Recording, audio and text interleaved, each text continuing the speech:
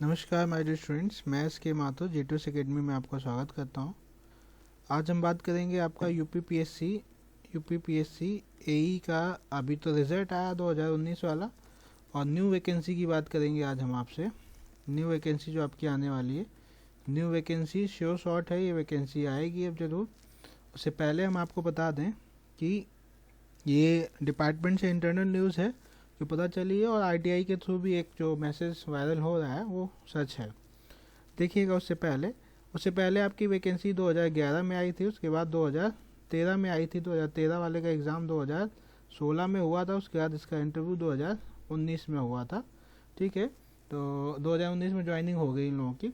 अभी जो वैकेंसी आई थी आपकी 2019 में, उसका आपका, क्योंकि पहले कन्वेंशनल होता था और अब केवल ऑब्जेक्टिव कर दिया गया है। पैटर्न चेंज हुआ है पिछली गवर्नमेंट के टेन्योर में, अब केवल ऑब्जेक्टिव है। तो रिजल्ट में जो देरी होती थी वो केवल रीज़न ये था कि कन्वेंशनल था, कॉपी चेक नहीं हो पाती थी, प्रोफेसर्स नहीं मिलते थे।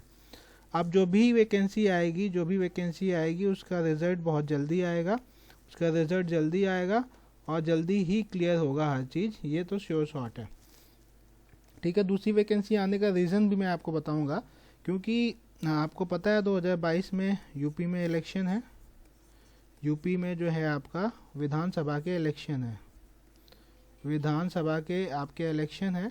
इस वजह से जो अभी प्रेजेंट गवर्नमेंट है आपकी, रूलिंग गवर्नमेंट, वो चाहती है कि इलेक्शन के पहले ज़्यादा से ज़्यादा लोगों को रिक्रूट किया जाए, जिससे आप लोगों को फ़ायदा मिल सकता है। ये गवर्नमेंट की एक टेंडेंसी बन गई है कि लास्ट में ये रिक्रूटमेंट निकाला जाए, जिससे काफ़ी बच्चों को 5 साल का टेन्योर होता है, तो काफ़ी वेट करना पड़ता है उनको।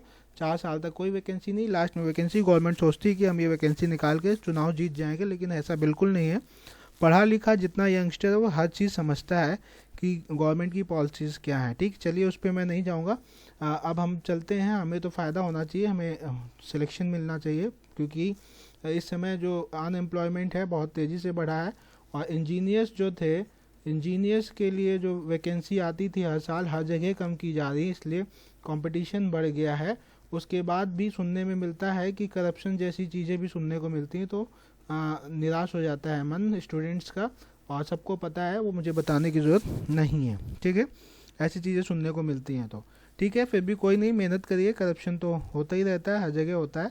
अब हम आपको रीजन, ये एक तो इलेक्शन वाला रीजन हो गया। उसके बाद बोला गया था कि एवरी ईयर इंजीनियरिंग सर्विसेज की वैकेंसी निकाली जाएगी, हर साल निकाली जाएगी। और वैकेंट सीटें बहुत ज़्यादा हैं डिपार्टमेंट में, वैकेंट सीट्स बहुत ज़्यादा हैं, इसलिए ऑब्वियस सी बात है कि रिक्रूटमेंट निकलेगा ही। अब जिनका नहीं हुआ है वो हताश निराश बिल्कुल भी ना हो। एक आरटीआई जो वायरल हो रही है वो भी हम आपको दिखा देंगे, और आपको कैसे तैयारी करनी है वो भी हम आपको स्ट्रेटजी भी बताएंगे। तो आप लोग जुड़े रहिए हमारे वीडियो के साथ। एक आरटीआई जो वायरल हो रहा है वो भी मैं आपको दिखा देता हूँ, स्ट्रेटजी जरूर देखिएगा, क्योंकि लास्ट एग्ज़ाम में जो अभी दिया है आपने, उससे टफ पेपर आएगा और नेक्स्ट वाला। ठीक है, आपको प्रिपरेशन उससे टफ करनी पड़ेगी। चलिए, अब ये जो आरटीआई है उसको हम देख लेते हैं जल्दी से। ठीक है, और फिर हम आपका आगे बात करेंगे। ठीक है, ये देख लेते हैं, एक सेकेंड।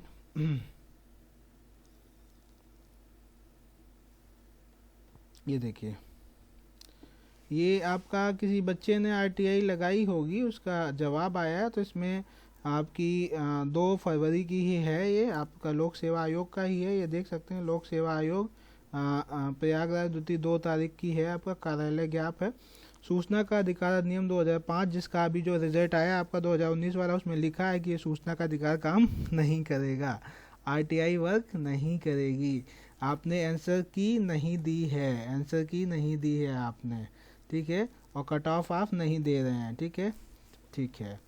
जो आयोग कार्यालय के दिनांक 28/1/2021 को प्राप्त हुआ है के संदर्भ में एतद द्वारा सूचित किया जाता है कि बिंदु नंबर 1, आपका सम्मिलित राज्य अभियंत्रण सेवा परीक्षा की रिक्तियों का विवरण तैयार ना होने के कारण वांछित सूचना अभी दे नहीं है। मतलब आपने जो पूछा होगा, अभी जो रिक्त सूचना है वो प्राप्त नहीं हुई है। ठीक है, सम्मिलित राज्य अभियंत्रण सेवा परीक्षा की रिक्तियों का विवरण तैयार ना होने के कारण वांछित सूचना अभी दे नहीं है। ये इम्पोर्टेंट है।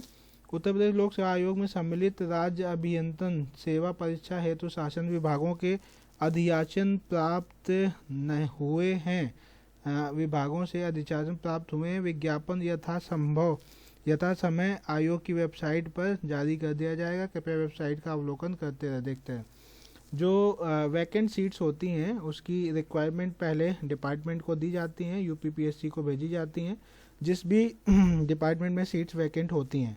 ठीक है, तो ये अभी भेजी गई है डिपार्टमेंट को। अभी जो कैलेंडर जो आया था आपका, उस कैलेंडर में इंजीनियरिंग सर्विसेज को इंक्लूड इसीलिए नहीं किया गया क्योंकि ये जो आपकी कुछ डिपार्टमेंट रह गए थे जो सीट्स वैकेंट कितनी है वो नहीं बता पाए थे। तो ये तो मुझे जो लग रहा है, मेरे ख्याल से ये जो आरटीआई है, ये जो कॉपी मूव कर रही है, ये सही है मेरे पॉइंट ऑफ व्यू से।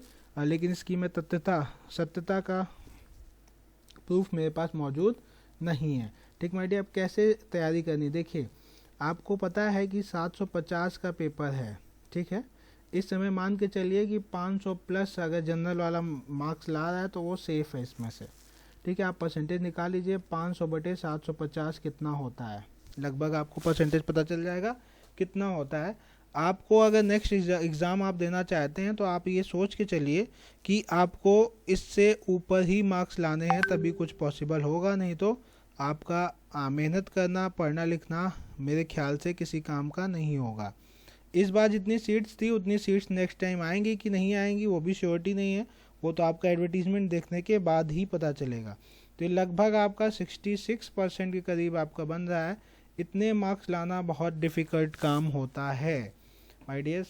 इसमें नेगेटिव मार्किंग है, पहले नेगेटिव मार्किंग 2013 में नहीं थी, तब लोगों के इतने मार्क्स नहीं आ पा रहे थे। ठीक है, इसमें नेगेटिव मार्किंग है, तब आप इतना लेके चलिए, तब आप सेफ हैं। ठीक, पोर्शन आपको पता ही है, टेक्निकल और नॉन टेक्निकल दोनों है आपका। टेक्निकल और नॉन टेक्निकल, ज़्यादा फोकस इसमें करना है, ज़्यादा फोकस आपको टेक्निकल पे करना है, लेकिन कम फोकस नॉन टेक्निकल पे भी नहीं करना है। ठीक है, कैसे? टेक्निकल तो आपके जितने सब्जेक्ट्स हैं सबका आपको शॉर्ट नोट्स बना के रखने हैं, जो इम्पोर्टेंट चीज़ें हैं उसको शॉर्ट नोट्स में रखना है। क्योंकि नोट्स अगर अभी तक आपने नहीं बनाया तो इसको बनाना चालू कर दीजिए। जो इम्पोर्टेंट सब्जेक्ट्स हैं, पेपर 1 सिविल के लिए पेपर 1 जो होता है वो टफ़ इस बार भी था, और पेपर 1 टफ़ अगली बार भी आएगा। तो पेपर 1 टफ़ इसलिए लगता है क्योंकि उसमें आपका स्ट्रक्चर का पोर्शन इंक्लूडेड है। ठीक है, तो उसमें न्यूमेरिकल ज़्यादा होते हैं, अगली बार भी आएंगे। तो पेपर 1 को जितना मजबूत कर सकते हैं उतना करिए। जो रट्टू तोता होंगे वो पेपर 1 खराब होगा उनका, और जो रट्टू तोता होंगे उनका पेपर 2 हमेशा सही होगा। ठीक है, क्योंकि पेपर 2 में थ्योरेटिकल आएगा आपका, और पेपर 1 में आपका न्यूमेरिकल ज़्यादा रहेंगे हमेशा। इस बार भी यही था, आप सबको पता होगा। ठीक है, तो अब क्या क्या की पॉइंट रखने हैं, डेली आपको पढ़ना है, हाँ, कंसिस्टेंसी मेंटेन करके रखना है, कुछ ना कुछ डेली पढ़ना है। और हिंदी और जीएस को आप छोड़ नहीं देंगे, हिंदी भी पढ़ना है।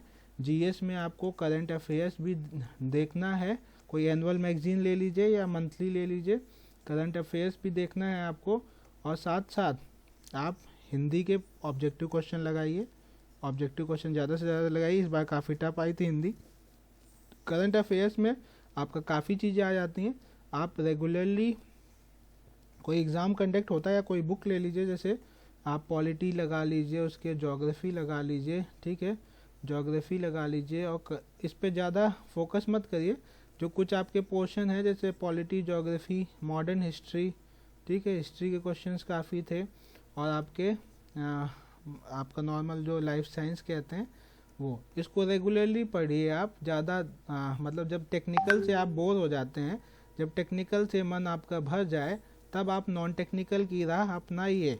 टेक्निकल पे मन नहीं लग रहा है तो हिंदी पे जाइए, टेक्निकल पे मन नहीं लग रहा है पॉलिटी पे जाइए, जब कभी मन ना लगे तो ज्योग्राफी पे जाइए और करंट अफेयर्स पे जाइए।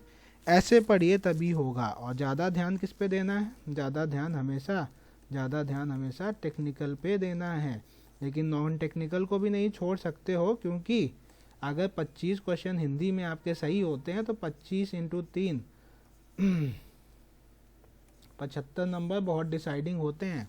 75 कभी नहीं मिलेंगे माय डियर अगर आपको, तब भी अगर आप यहाँ पे 15 क्वेश्चन भी बनाते हैं तब भी आपका डिसाइडिंग होता है।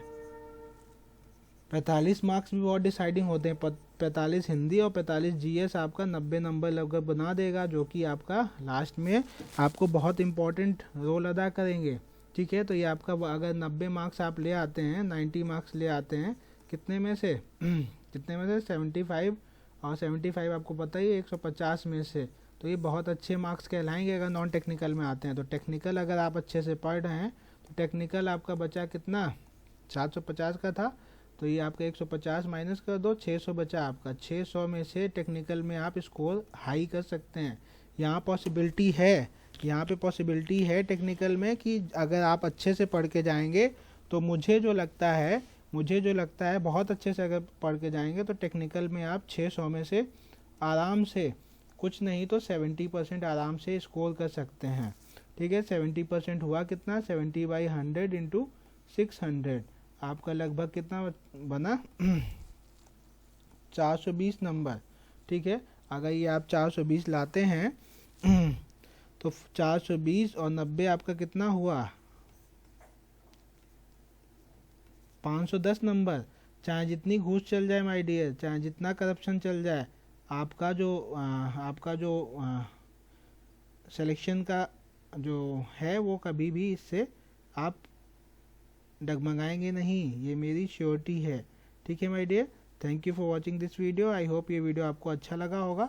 अच्छा लगा हो तो लाइक शेयर सब्सक्राइब जरूर कर दीजिएगा। Thank you for watching this video, thank you a lot.